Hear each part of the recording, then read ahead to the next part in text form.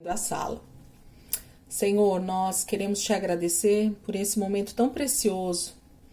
Eu estou tão feliz, Jesus, porque o Senhor tem feito coisas grandiosas na minha vida, na vida dos meus irmãos.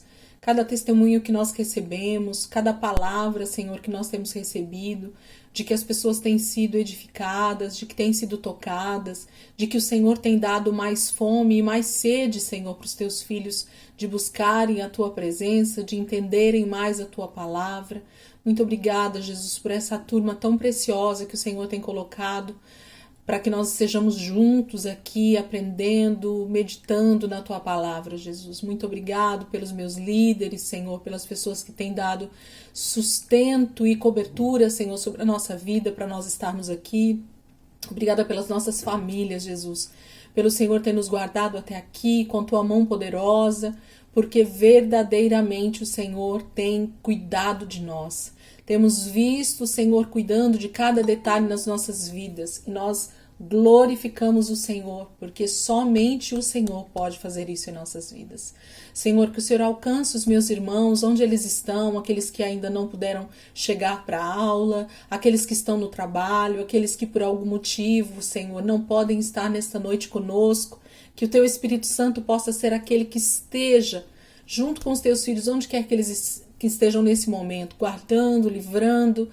Se houver alguém, Senhor, enfermo, que eu não sei, mas o Senhor sabe, que o Senhor possa alcançar os Teus filhos onde eles estão nesse exato momento, Pai. Nós te pedimos em nome de Jesus que haja um toque muito especial, Senhor, nessas vidas, em nome de Jesus. Desperta, Senhor, a Tua igreja, não só, Senhor, na minha cidade, mas no Brasil e no mundo, Senhor. Nós desejamos e ansiamos pela sua volta, mas também sabemos que para que isso aconteça, Senhor, a igreja precisa se despertar para o trabalho que o Senhor tem para nós ainda nesses últimos dias.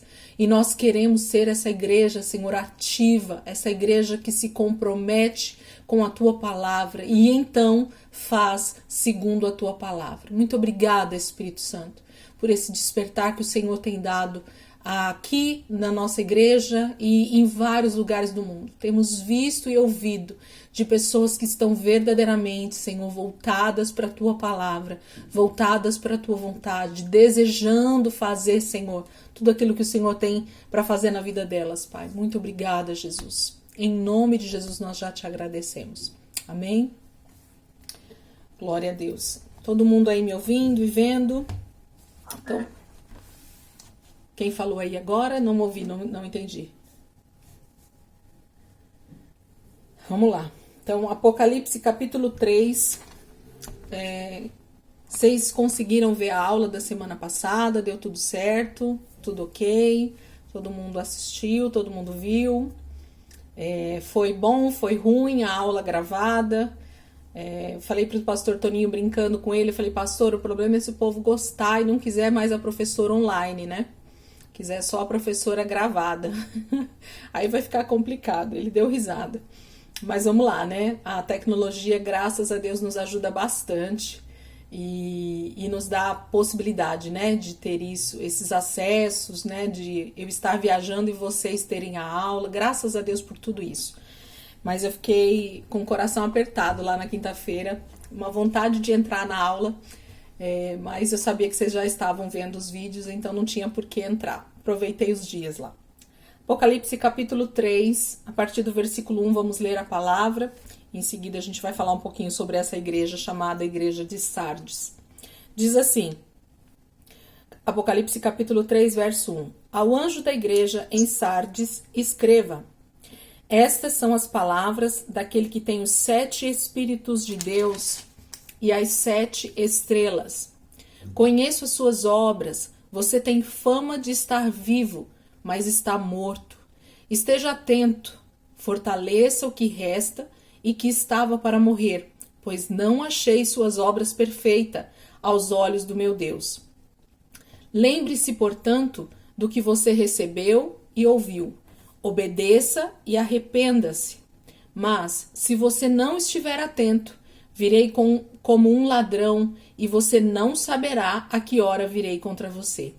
No entanto, você tem aí em Sardes uns poucos que não contaminaram as suas vestes eles andaram comigo vestidos de branco. Eles andaram comigo vestidos de branco. Eles andarão, comigo vestidos de branco, pois são dignos. O vencedor será igualmente vestido de branco. Jamais apagarei o seu nome do livro da vida, mas o reconhecerei diante do meu Pai e dos seus anjos. Aquele que tem ouvidos, ouça o que o Espírito diz às igrejas. Amém? Temos aqui uma carta aparentemente pequena, mas para uma igreja que a carta se torna pequena porque não existe um requisito nessa carta, que na maioria das outras tem. Só em 2 cartas que não tem, que é o quê?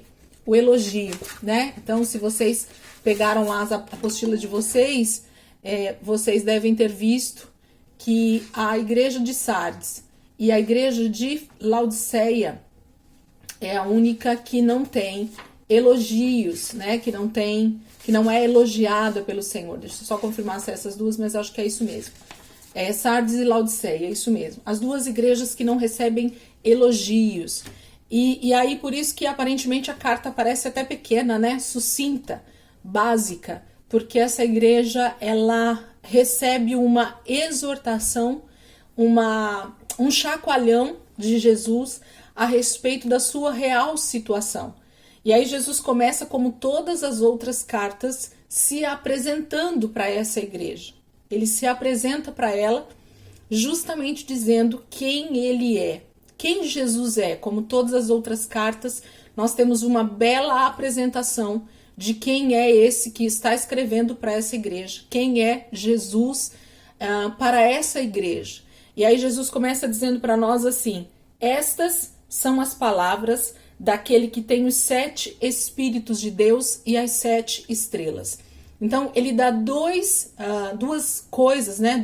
2 requisitos, ou 2 partes do seu todo para se identificar para a igreja de Sardes. Então, quando fala dos 7 Espíritos de Deus, que nós falamos lá quando falamos sobre o candelabro, fala da plenitude de Deus estar sobre Jesus.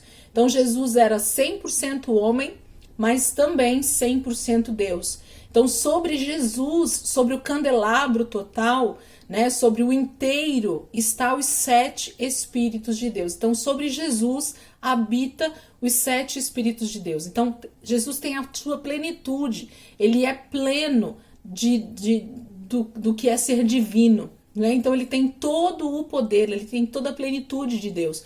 Então, ele está se apresentando para a igreja de Sardes, dizendo assim: eu sou aquele que tenho os 7 Espíritos de Deus. Então, a capacitação para uma igreja, ela é dada pelo próprio Jesus.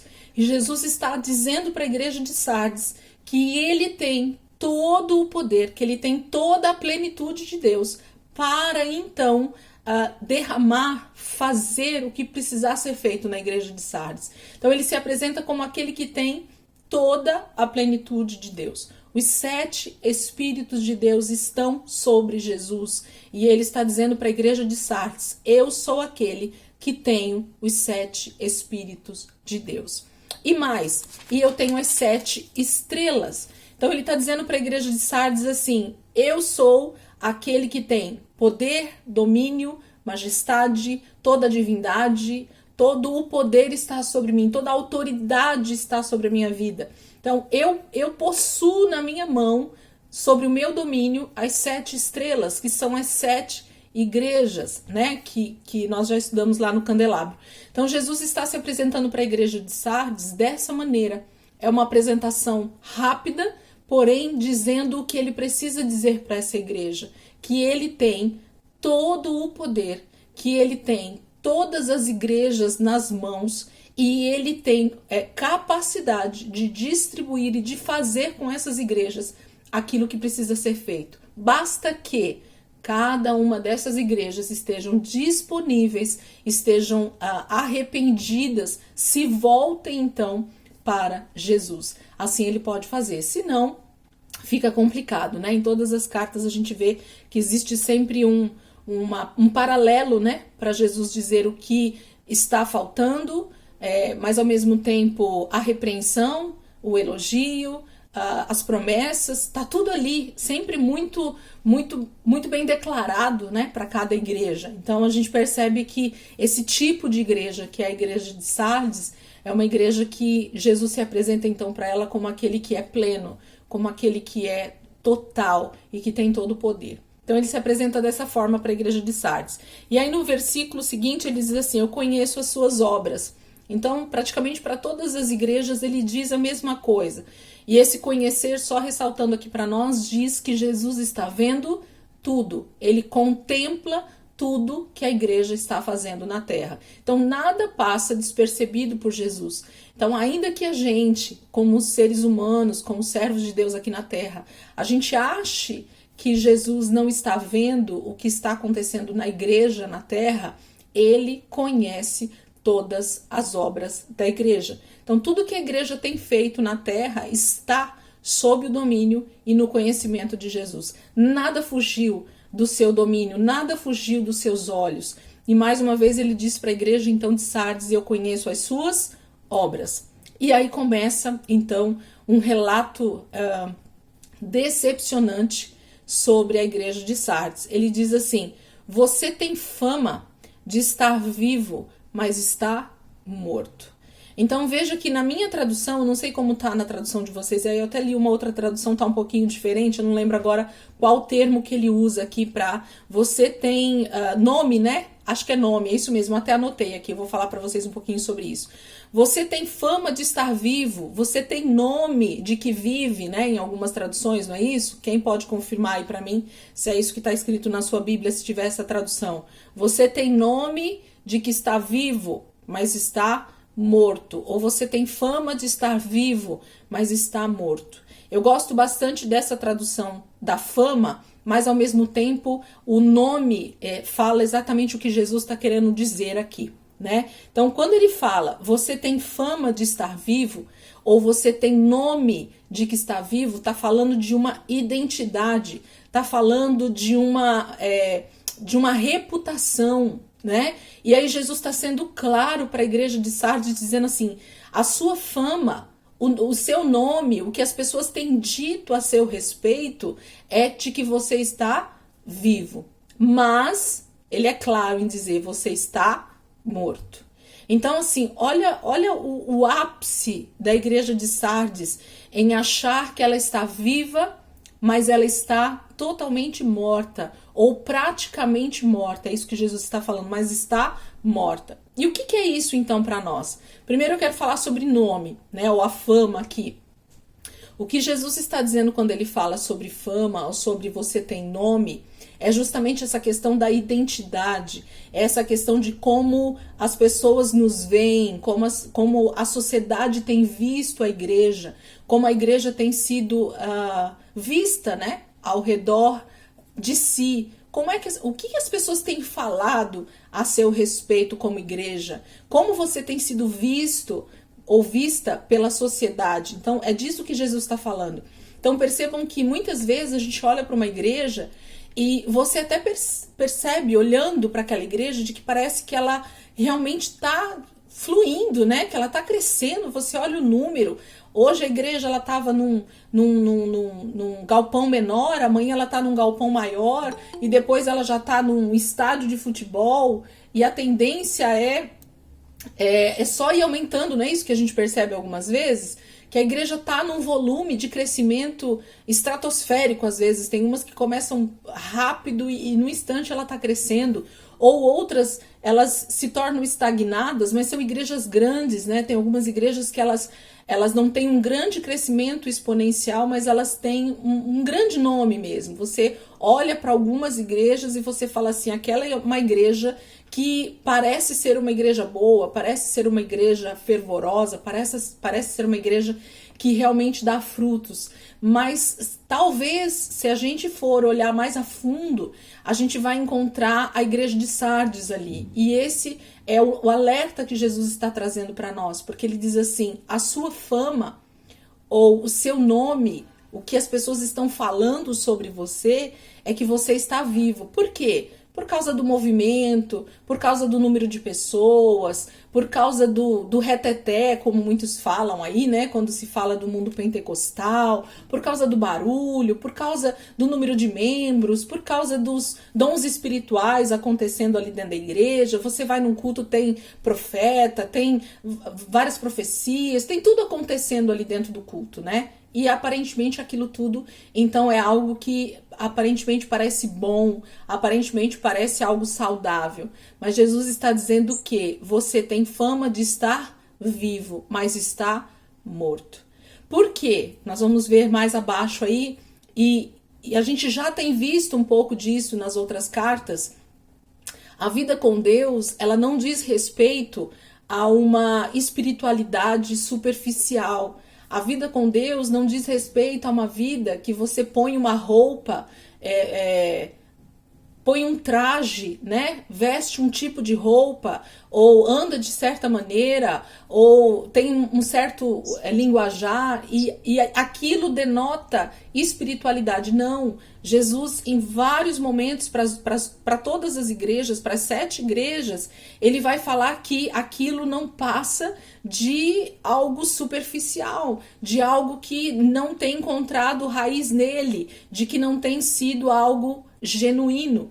E para a igreja de Sardes, ele é muito enfático em dizer que essa igreja tem fama, tem nome de que está viva, mas ela está morta.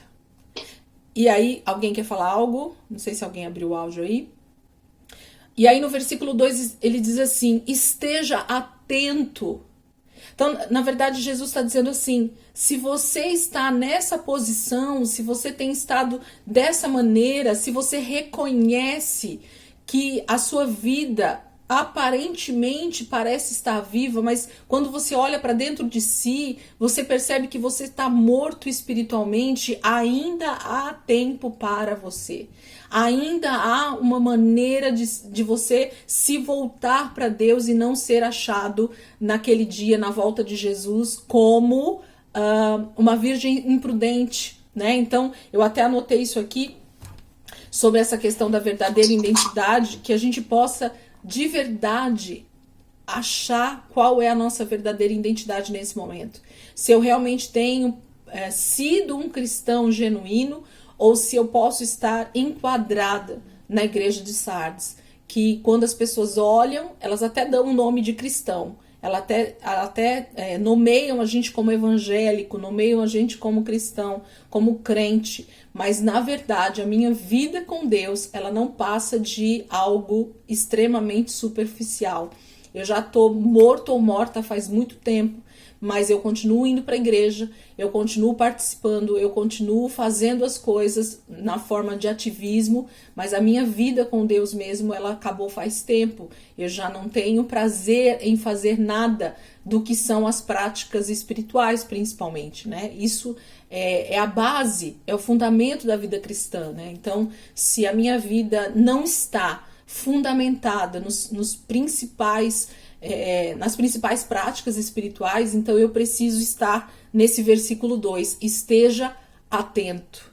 Então Jesus, mais uma vez, para a igreja de Sardes, ele está dizendo assim: esteja atento, fortaleça o que resta e que estava para morrer, pois não achei suas obras perfeitas aos olhos do meu Deus. Então ele está dizendo assim: para tudo, avalie a sua vida, e se resta algo ainda de Jesus em você, se resta ainda algo espiritual na tua vida, se você ainda entende que é um filho de Deus, que você realmente nasceu de novo, existe uma esperança para isso, e você pode então se arrepender e se voltar para Deus e voltar às práticas. Até um autor, né, de um livro que eu tenho lido, ele fala muito sobre isso, sobre essa questão de que a gente precisa, mesmo achando que tá tudo bem, a gente precisa se autoavaliar todos os dias. E se houver alguma maneira de voltar às primeiras práticas, ao primeiro amor, isso precisa ser constante. Por quê? Porque se a gente esquecer, como a igreja de Éfeso, né? Se a gente esquecer das primeiras obras, é muito provável que a gente vá se esfriando, entrando numa letargia, né? numa maneira de viver tão mecânica, tão automática, que até como cristãos nós nos tornamos automáticos. A gente liga o botão do automático de ir para a igreja, a gente liga o botão de levantar as mãos, a gente liga o botão de cantar hinos, a gente liga o botão de dar glória a Deus, e quando na verdade aquilo não está saindo de dentro, aquilo não está brotando de uma vida com Deus, e sim de um ativismo ou de uma maneira de viver que eu já me acostumei. Isso é muito perigoso, porque ela tem fama de que está viva, mas está morta. Então, a igreja de Sardes, ela precisa estar atenta para esses detalhes. E aí ele diz assim, no versículo 3, lembre-se, portanto, do que você recebeu e ouviu. Obedeça e arrependa-se.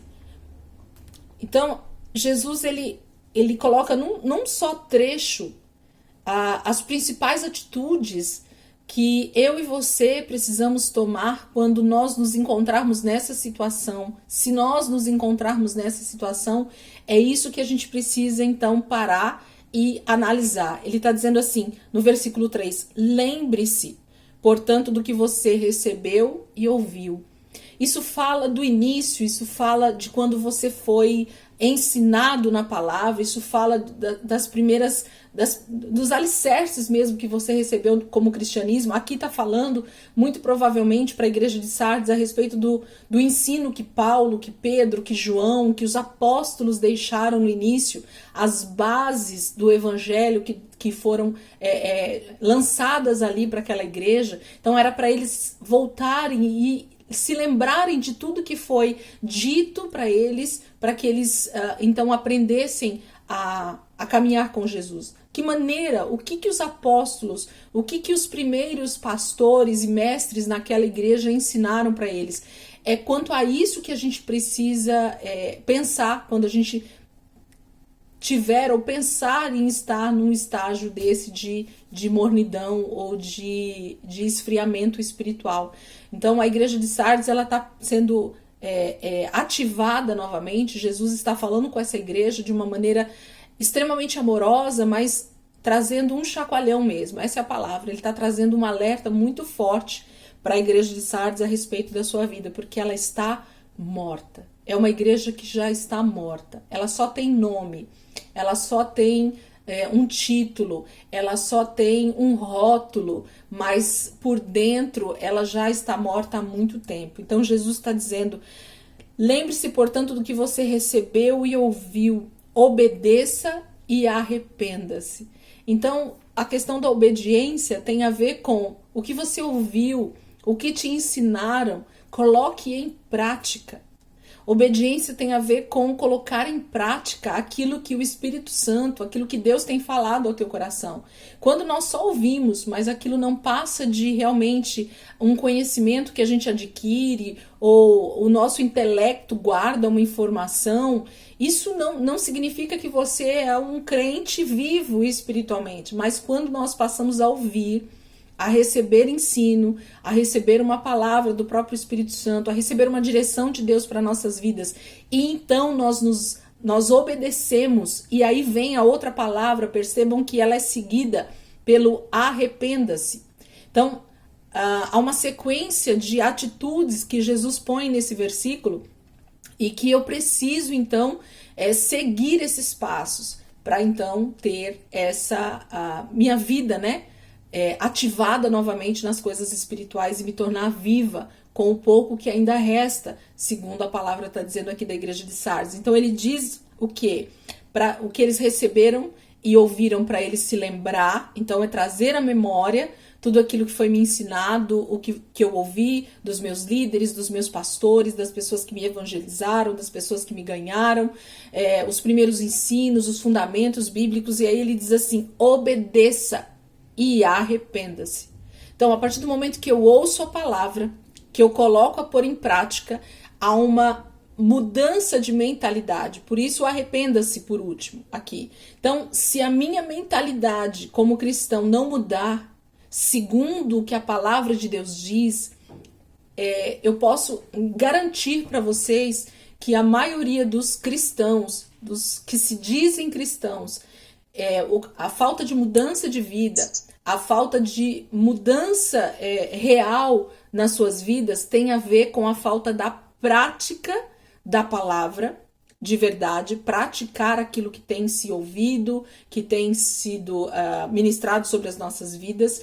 E mais ainda, conforme eu ponho isso em prática, eu preciso então renovar a minha mente através do arrependimento, que é metanoel. Não esqueçam dessa palavra.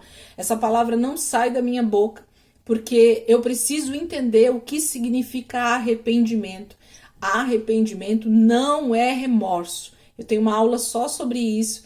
Quem ainda não entende muito bem essa questão do arrependimento e do remorso, vale a pena dar uma olhada nessa aula lá no canal, para vocês entenderem melhor sobre isso, porque se eu não entender que arrependimento é mudança de mentalidade, mudança de atitude, eu preciso pensar como a palavra. Eu não posso pensar como o mundo pensa. Eu não posso pensar como os políticos pensam. Eu não posso pensar como a sociedade pensa. Eu preciso pensar como a palavra pede para eu pensar.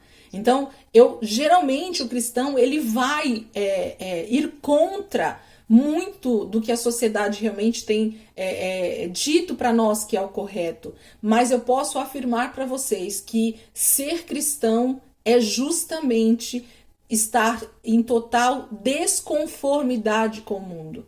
Então, porque a palavra de Deus ela é clara para nós em dizer que quando nós verdadeiramente decidimos andar segundo a palavra, nós vamos incomodar as pessoas, nós vamos passar a ser pessoas, como o ditado do mundo diz, nós vamos passar a ser quadrados, redondos, retangulares, qualquer coisa, menos ser o que a sociedade quer que nós sejamos. Então, a grande questão é justamente nos conformarmos, tomar a forma da palavra. E eu vou dizer para vocês que na sociedade que a gente vive hoje, 99% das atitudes que a gente percebe que a sociedade quer que a gente tenha, ela está totalmente contrária à palavra de Deus.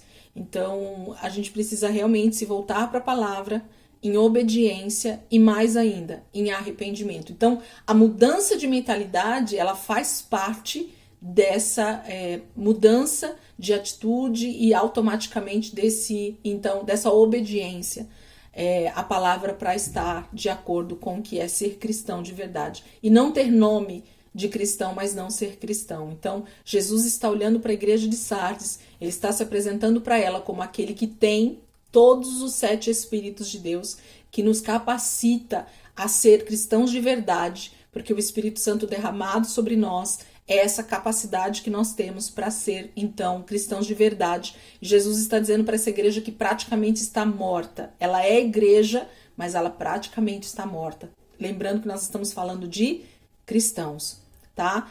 Desde o início a gente tem falado isso. As 7 cartas, elas não estão, nenhuma delas está direcionada a incrédulos, nenhuma delas está direcionada ao mundo, nenhuma delas está direcionada a pessoas que não são filhos de Deus, e sim a igreja de Jesus que está na terra. Então, se tem uma igreja que Jesus está dizendo que ela só tem fama de estar viva, mas ela está morta, mas que ainda há tempo, porque as cartas estão ditas justamente num período onde ainda há esperança para se converter dos seus maus caminhos, para se arrepender e então ser arrebatado junto com Jesus naquele dia, então ainda dá tempo, porque a gente vai ver aqui o que vai acontecer com essa igreja. Vamos lá? Até aqui tudo bem, gente? No celular, se no computador já não era muito bom, né? Tipo assim, a falta de interatividade com vocês. Aqui pelo celular, então, eu tô justamente tendo a mesma impressão de que eu tô gravando a aula como na outra semana que eu fiz para vocês, porque eu não consigo ver o rostinho de vocês aí do outro lado, porque a tela é muito pequena e aí, né, não tem essa interação de vocês, então fica quase que uma aula gravada. Mas se vocês estão entendendo, isso é o mais importante. Mas se precisar falar, abra um áudio e a gente conversa. Lisângela. Pode falar, Ivaldo. Eu não sei se eu estou entendendo direitinho, porque eu vejo assim, a gente se coloca, nós, a gente que eu falo nós, eu, você e todos os alunos que estão assistindo essa aula, a gente se coloca na posição da igreja que está conforme a palavra de Deus, que nós estamos fazendo segundo os mandamentos e os estatutos de Deus. E aí, quando a gente olha para as outras igrejas, e nesse momento nós estamos olhando para Sardes, aí a gente aponta os defeitos. Mas muitas vezes, eu acho que eu já falei isso para você, eu percebo que, na verdade, essas igrejas são mais momentos que o cristão passa. Porque eu não sei, os irmãos, talvez seja o meu pouco tempo de evangélico, não existe uma constância assim na minha fé. Existem momentos de altos e baixos. Então tem momentos que eu me sinto bem fervoroso, bem dedicado à palavra, e existem momentos de fraqueza, né? Então eu me reconheço em diversos momentos dessas diversas igrejas. E aí eu questiono, será que as cartas não estão sendo direcionadas a momentos que a igreja passa, ou são tipos diferentes de igreja? Olha, existe a igreja de Sardes, vamos evitar ser como a igreja de Sardes, ou a igreja de Sardes é um momento que o cristão passa, e se ele estiver nesse momento, procure melhorar para você sair dessa condição. Eu não sei se ficou claro. Ficou sim. E eu acho que pode ser até a pergunta de muita gente aqui, ou a reflexão enquanto você falava, talvez cada um teve a sua aí. Eu coloco, Ivaldo, de duas maneiras isso que você falou. Eu acredito que sim, nós temos, na nossa vida, na verdade, né, nós temos períodos em que parece que em momentos nós estamos mais realmente fervorosos ou menos fervorosos, nós estamos mais crente ou menos crente, né? Tem esses momentos aí que aparentemente é isso que acontece na nossa vida, por conta das circunstâncias e das situações que aparecem.